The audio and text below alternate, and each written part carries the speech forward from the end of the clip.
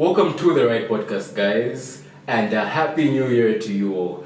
I just want to say 2021 was a really challenging year. We went through a lot of things. I'm sure some of you lost some people who you loved, who you cherished, your close friends, and you've made it this far because of the strength that you have, your mental capabilities, through prayers of your friends, family, and everyone. Just want to thank you for tuning into this video and Happy New Year. So this year we're starting it off on a fitness note because we have to be fit, guys.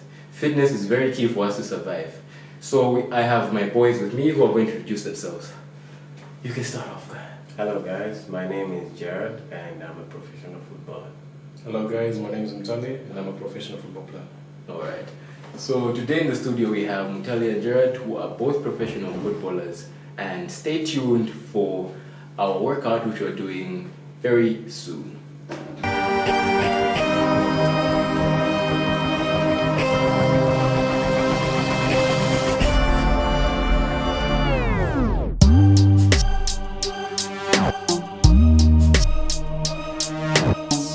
So welcome back, guys. I'm sure you've seen those warm-ups and those build-ups which we're doing. They were very hectic. And I'm probably going to feel my calves, my thighs tomorrow. Thank you guys for that. It's a pleasure. Yeah. So I just want to ask, what made you choose to be a football player, like a professional football player? What drove you to that?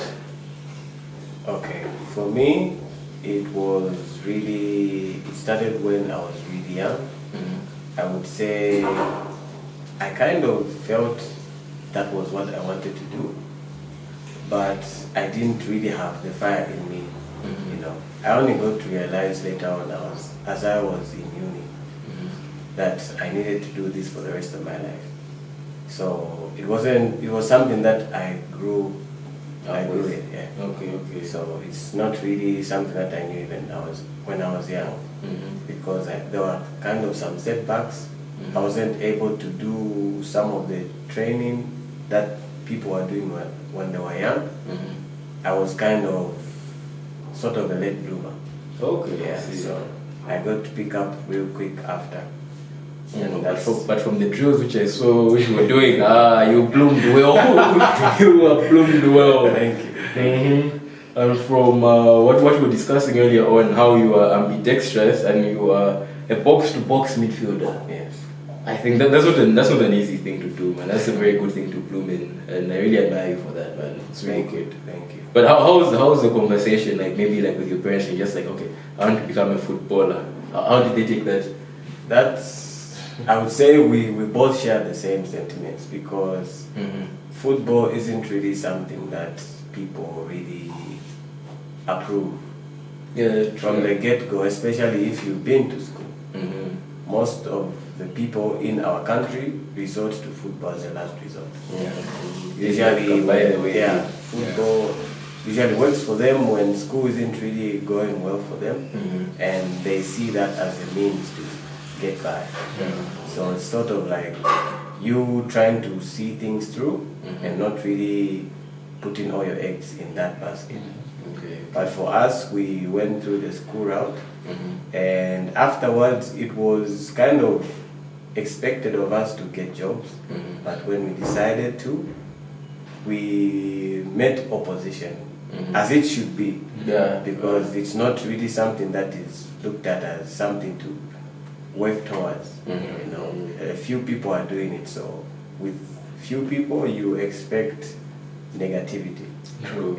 But and also, I also think, sorry to cut you off, I also think when you are trying to, let's say, break a barrier, because you're trying to do something new, there'll be a lot of resistance. Exactly. Because people will be seeing themselves in you, they'll not be seeing another chance, another opportunity. They'll be seeing themselves I didn't do that, now why should this guy do it? Exactly. So a lot of the negativity will be things they have told themselves. Exactly. Projecting. They're projecting, exactly. They just be you're going to fail, you're going to be what, you're going to be... That's what has happened to them, and they're just projecting, don't you? But I admire that you guys are pushing, and I'm sure you're going to push to greater levels, and we'll watch this thing a few years from now, just oh wow. Yeah, 100%. Definitely. 100%. Yeah. Well, also, Mutali, what's your story? What's it been like?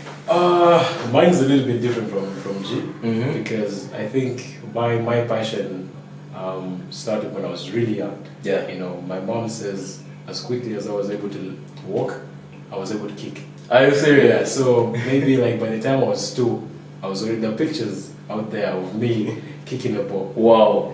He always makes fun of me that the ball was the size of my head. so as I was able to I need walk, to see those pictures. I'll show you. So as quickly as I learned how to walk, I was able to play. Okay. So I think for me the passion started there. I fell in love with the sport, and by the time I would say I was 7, when I was able to watch Luis Ronaldo, the original Brazilian. Yeah. You know, when I watched him, he was the first person. Wait, Luis Ronaldo is the guy with the... the guy with that hair. Oh, okay, that's the OG Ronaldo. Exactly, That's the phenomenal. OG Ronaldo. OG. You know, he was that good. They called him the phenomenal. So I remember the first game I ever watched. He played. That was Real Madrid against Manchester United. He scored a hat-trick at Old Trafford because my dad is a huge United fan. Yeah. So I remember we were watching together and I was like, "Who's this guy?" He was dribbling past everybody. Immediately I fell in love. So I was like, maybe I was really young, and I was like, I want to do that. You know, so from that time, I always had that fire in me to say, I want to grow up and do that. Yeah, you know, yeah. But of course, you know, the older you get, the more resistance you actually get to, you know, go through exactly because just like G said, you know, when you're young, all the kids want to be professional football players. But the older you get, people start to fall off. That's the You know, you start to fall off. You start off maybe like 20 kids, oh, we're gonna make it. But then the older you get, you find you're maybe like 5, 4. Before you know it, you look over your shoulder, you're the only person standing. That's the So, thing. and you know, we live in a place where parents, you have to go to uni. You know, straight That's the from thing. high school, you have to go to uni. So I remember I wanted to play professional football. My dad was like, no, you have to go to university first. And as fate would have it, I met him at uni. Oh, wow. You know, and now he's one of my closest friends. If not, he's like a brother to me. You know, and it's funny. I never when I first went to uni, I never wanted to be there. But then I met some of my closest friends.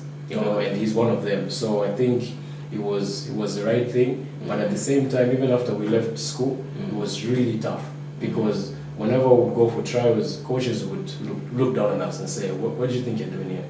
This is for people that haven't gone to school." So that's some of the resistance we had to face. You know, people would say, "We don't want you to be here." You know, I don't even get that, but Yeah. there are people, you want football to be people for people who haven't gone to school. That's the thing. We would constantly hear these questions, like, "Oh, what have you played?" Like, we're actually starting out. "Oh, what were you doing? We're in school." Then just go find a Just job. get a job. And it wasn't about how good you are, because they would see definitely we have the quality. Like we are better than some of the players that they have, and they'll be like, "Yeah, you're good, but we're not going to take you because some of your friends, this is the only thing they have." But like, That's your passion. exactly, That's what you want to do. It's the only thing you have. And, also. and trust me, it took maybe it was like a year of us going through different teams, like trying to get yourself going. But then most of the coaches turn us down, not because we weren't good enough, but because we've been to school. They get to hear. You know, and that was really the toughest thing. It was really, really tough. And you know, you have parents maybe telling you, is this really going to work out? You know, maybe just try to get a job, but you're like, no, I want to do this. So you get resistance from every angle, which is really, really tough. Yeah, you have to be very strong mentally. Very, very strong. Because I'm sure, imagine if you get resistance from like your parents, all the people who like love you unconditionally, and they're the ones who are telling you, no, you can't do this. Exactly, it's really, really tough. Yeah. It's really, really tough. Yeah. And just to add on from what you said, those are the kind of roadblocks that you face when you're trying to go after what you love. Exactly. It would be even the people that love you the most that would have the biggest resistance. But that doesn't mean they hate you. No. They're just coming from a point of love. They want you to be secure, Exactly. wherever you may be. Yeah. Because football, you don't really know how you're going to move. It's sort of like today you're making money, Yeah. the next time you're injured, you're released. True. You have no team, you don't have any money. Exactly. What would you do after that? Yeah. So they see that and they want to ensure that you avoid all that by you being secure, and that's through getting a job. Exactly. So they come from a point of love, but there's always just going to be that resistance. Yeah. For you wanting to go after your passion versus them that just want you to be secure. So So that's what I would say. Yeah. But I wouldn't really disagree with like them because it's just also what they have gone through. Exactly. Definitely. Because for them, like let's say what in the 80s, 90s, I don't think it was a common thing like for like what to do football. No. I mean, people like those the internet doesn't even name it, YouTube that doesn't because if you just said okay, I want to do this as a career, just be like, Exactly. what are you saying? Exactly. What You no, kind honestly, of it's the truth. I think basically, if you look at the route to success, according to the Zambian way of life, is go to school, get a job, get married, and that's it. but But then, buy a farm, buy exactly, land, exactly. But like uh, if you look at the life we are living, like people are now going after their passions. You know, it's all about whether it's YouTube, might be football, might be music, might be art. Yeah. So many different things. You have to. I think for me, this I think G can concur. You have to follow your passions. True. You know, that's what's going to give you the greatest happiness. You know, if work gives you the greatest happiness, well and good. But then I think life is too short for you to do something you don't love. You know, you always have to. And that, I think this is something we've talked about ever since we met in uni. We always talk about it. I think the greatest pleasure would be to do something you love and not to do something just to please other people. You have to first please yourself. Am I happy with what I'm doing? If it's YouTube, whether it's YouTube, music, whatever, as long as you love what you're doing, you're going to put in the greatest amount of work. You know? Definitely. So I think that's the message we try to preach wherever we go, to say, look, we love what we do. It's been hard, but then we wouldn't trade it for anything. You know, because you sleep well at night. Yeah, I think knowing the that worst you're doing thing, something which you love. exactly, man. I think regret is one of the worst. We have friends that look back and say, oh, wow, I wish I pushed as hard as you guys. You know, because I'm definitely not enjoying what I'm doing. You know, so you look and say, do you want to live such a life of regret? You know, I love to put everything on the table and say, I tried this, I tried that. Exactly. Even if it doesn't work, at least I tried. That's the thing, because You know? I think regrets and like what ifs, that's the worst thing ever. The worst. What if I did that? Exactly. What if I did that? Exactly. Because even like let's say for instance, like approaching a girl, Yeah. you'd be like, no, she's too beautiful for Exactly. me and whatnot. True. Because for me in such a situation, I'll just give myself a countdown. I'll just be like 1, 2, 3. I don't know what I'm going to say. Exactly. I'll just go. 100%. Exactly. If I just be like hi or Yeah. what, at least I've done it. It's exactly you've that's a barrier enough. We have this thing we talk about like working out. The first 90% of the work is just being there. That's you've done 90% of the work. Most people when it comes to working out, they say, oh, I can't do this. They feel lazy even to get to maybe let's say to the gym or even just going outside to work out. Yeah. They resent that. But you just going outside and saying I'm about it, you've done 90% of the work. So that's exactly what you're saying. Effort is everything. True. You know, you have to at least say, oh, okay, let me at least get it done. You know, so I think trying is better than thinking back and saying, oh, maybe it might have made it, might not. You know what I'm saying? Like you have to try. I'm getting a quote just from there. Yeah. Trying is better than regret. Exactly. Trying better You know? than regret. Yeah, that's how we live our lives. Yeah. You know, we always want to try and do things that other people say, nah, it can't be done. Like, oh, watch me. Yeah, You be know? the pioneers. Exactly. Yeah. So, do you guys want to like continue playing locally, or would you do you have ambitions of going abroad? 100%. Definitely. 100%.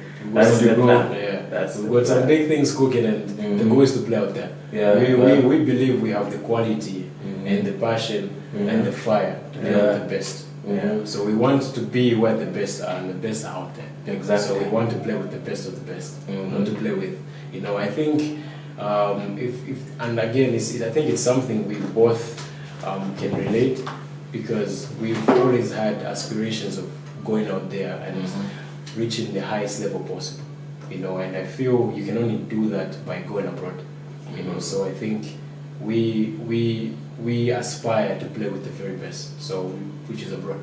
Okay, true.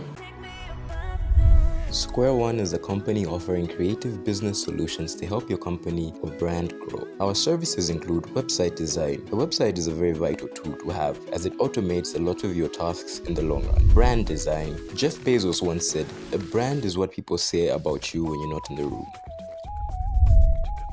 Physical branding, social media management, and much more. If you're a startup or an already established brand looking to increase your market share, whether it's online or on the ground, you have to start from square one. Connect with us on the pages listed on the screen and let's grow together. So tell me, which one is your boyhood dream?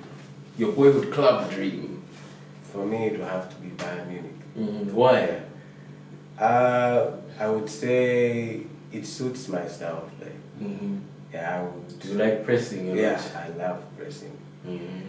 That kind of person that will always put pressure on the opposition team. So their style of play suits mine, and I feel I would develop and reach my fullest potential with the team. Yes. Okay. Oh, that's good. What about you?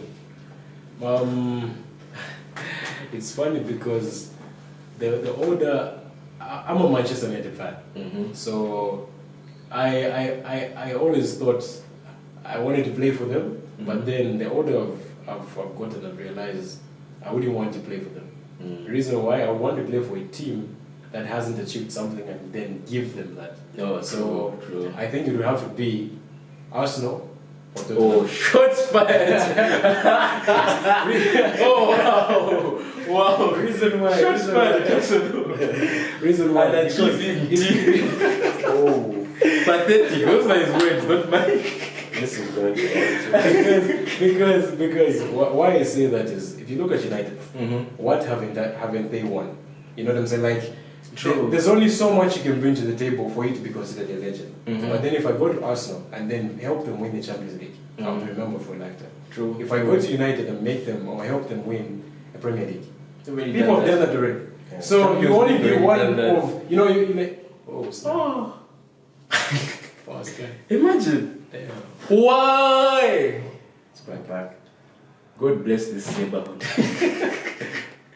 Wait, have you look at that? We'll keep it going.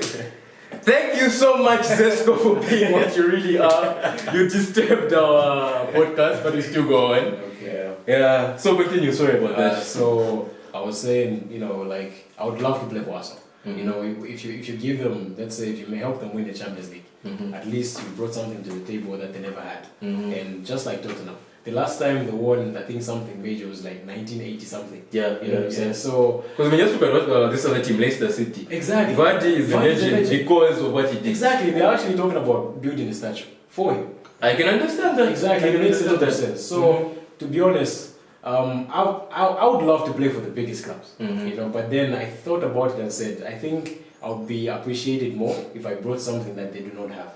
You know, at least then they'll remember you for that. You'll be attached to that great trophy or event or whatever. Yeah. You know? So I think that's kind of how I look at it. And the fact that my dad is a United fan, I'm just like, I would love to score against his team on Rabbit Cage. Yeah. Like, this is for you. And if he's in the stands, I would love to see him like his reaction thing. Yeah. Like his team is losing and his son is scoring. Like which one? But he always says. But was it? I saw like a picture. You know that it was John Terry or Lampard? Who's true? Who's John Terry? It was John Terry. His uncle and his dad. Oh, West Ham supposed to. And he scored against him and I I was like, that's flesh and blood.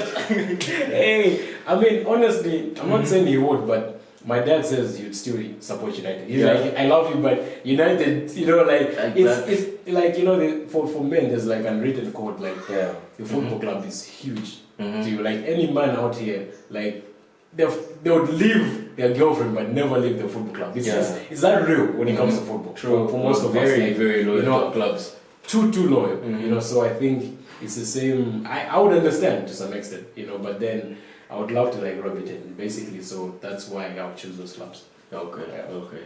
Just as we are winding off, guys, I just want to ask, like, from both of you, like a piece of advice which you'd like to give to yourself 5 years, like what you'd like to give to yourself like 5 years ago, and 5 years from now, what would you like to give? Like a piece of advice. Like what would you like to tell yourself? You could get into a time machine, like just travel back into time. Yeah. What did you tell yourself? Okay. For me, I would say go out there and try. Yeah. Because most of the times, a lot of people have ideas, but the thing that separates people that have achieved success from people that don't is just the ability to try. So everybody has ideas. It could be cooking, it could be sport, it could be anything that you think of. But just your ability to try you'll be set apart from everyone else because you will know exactly what is required if you need to keep going. True. Or if it doesn't work for you, you can Yeah. try something else. Exactly. True. So that true. puts you a cut above the rest. True. Yeah, that's what I would say. So try. So imagine, like, you just go home and just wake up and see yourself. Someone just like, try. try. Give it a try. I think for me, Mhm. additional to what G says, I would, if I was to go back in time, I would say, keep up with the spirit. Why? Because I think at the time, I still believed, but then, unlike now, honestly, now we've got our families are behind us because of the resilience. You know, they've seen the work, the discipline, the consistency. So, you know, just like anything in life, people would tend to, you know, support you. They'll be like, this guy has been on this case for so long. So now we have so many people, our friends, our families are behind us. But then back then it was really tough. Nobody believes in you. No one actually thinks it's going to happen. So I think if I was to go back in time, I'd stay on the path. It's going to happen. Continue to do what you're doing. It's going to be worth it. Okay. You know. So that's what I would tell my younger self. Okay. Yeah. That's actually very deep. Yeah. That advice was actually not only for themselves, but also for you, the viewers. Yeah. So thank you for tuning into this podcast, and have a good 2022. Peace.